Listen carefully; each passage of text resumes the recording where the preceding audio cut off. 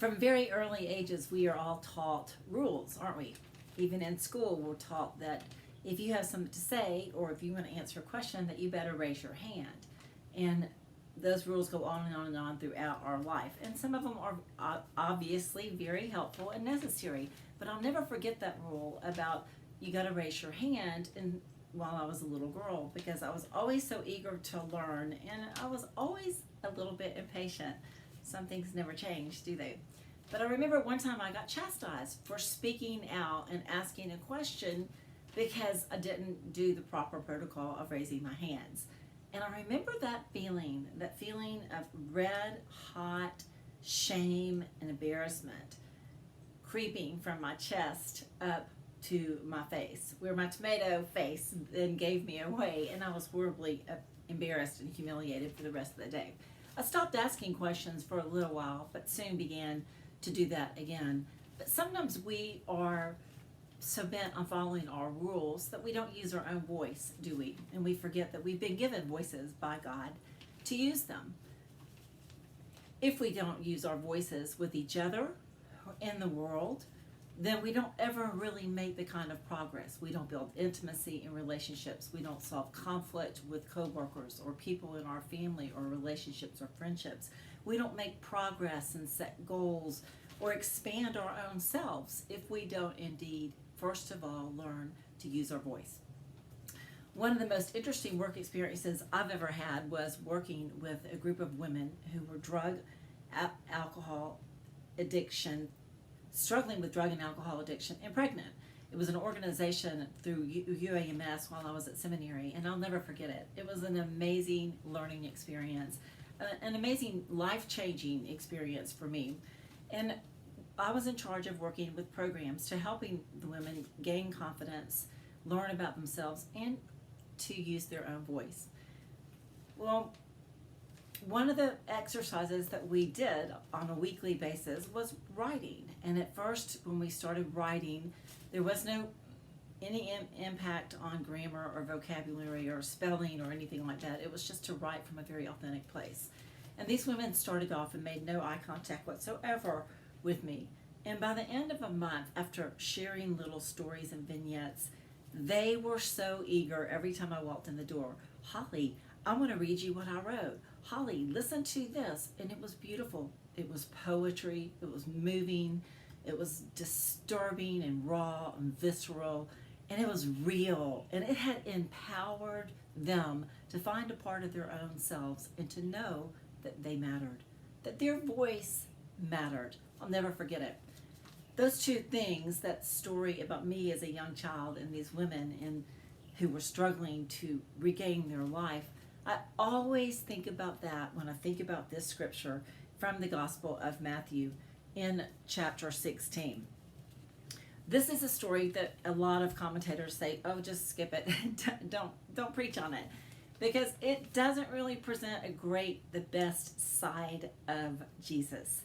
In fact, a lot of people have tried to whitewash it and edit it. And we're not going to do that today. We're going to kind of let the text speak for the text.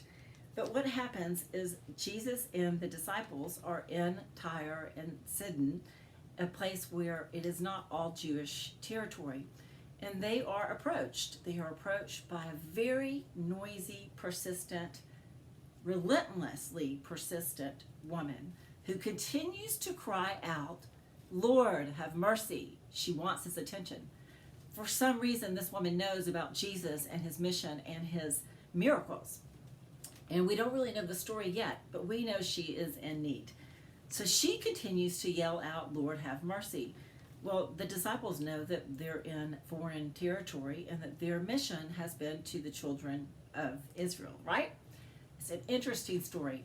So on one side, we hear this woman's cry, Lord, have mercy, Lord, have mercy. And on the other side, we hear the disciples, Lord, send her away, Lord, send her away. An interesting paradox, isn't it? This need versus this denial from the disciples. And it doesn't get a whole lot better because, we listen to this story. Let me grab my Bible. And if I can hold it with one hand, see that The disciples don't really respond to very well, but nor does Jesus. Hold on just a second. It's one-handed, but it's hard to do. Jesus is finally hears the woman crying out, and he says to her, but I was sent only to the lost sheep of the house of Israel. But she's pretty desperate, isn't she? We don't know her motive, but I suspect later on when we learn that it is about her sick daughter who has the equivalent, demon possession was the equivalent of what we would consider modern day schizophrenia. So she has borne the burden of watching her daughter suffer for a long time. And she is indeed desperate for help. And she says, Lord, help me. And he says again, it's not fair to take the children's food and throw it to the dogs. Yikes. I'm not so sure that I would like that. She doesn't get angry, though, does she? And she isn't humiliated and doesn't crawl away with a red face full of humiliation. No, she perseveres and persists to speak her need and says, Lord, have mercy. My daughter is tormented by a demon. And he doesn't answer her at all. And his disciples continue to urge him, saying, go away, go away. She's shouting at us. She's disturbing the status quo. God forbid that she disturbed the status quo. This woman had gone out of her own comfort zone. She was a woman in the era of the first century world where you didn't do that, where men had the power and women were valued only as property. And not only did she do that, but she actually had the lack of knowledge of boundaries to cross the boundary of speaking to a Jewish man, speaking to Jesus. Thank God that she did. And thank God that Jesus finally listens. After he says that about the dogs, she says something. Yes, but even the dogs get the crumbs. She just wants a crumb. She knows that a crumb from the divine is better than anything else that she could possibly get. I wonder sometimes if we have stopped believing that. If we've stopped believing that our persistence in receiving and requesting a crumb from the divine would indeed change our lives. Because it did change her life. The text tells us that her daughter is healed. The narrator speaks it. The daughter is healed. But more than that, the mission of Jesus Christ is changed. From then on, it's changed. He thought his mission was going to be what everyone had told him it was going to be. The prophets had said, the lost children of Israel. But instead it turns out that really it was for all people, of all ethnicities, of all races, of all gender, of all socioeconomic groups. Jesus came for all people to receive this message of grace that transforms our life. The women at Arkansas Cares learned that their past didn't define them. Their ethnicity, their race, their sexuality didn't define them.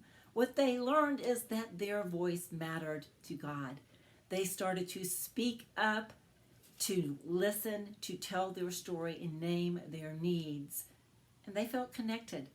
They felt connected to the divine love that is an unconditional love that does indeed bring us transformation and healing. Now, does it come like in the snap of a finger? No. And does it always come the way we look? Absolutely not.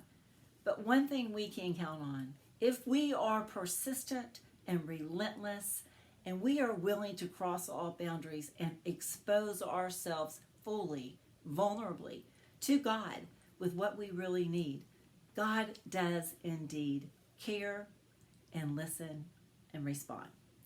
So thanks be to God for this scripture. Thanks be to God for this desperate woman who was not afraid to encounter rejection, shame, humiliation, and whose life was changed when she encountered the divine.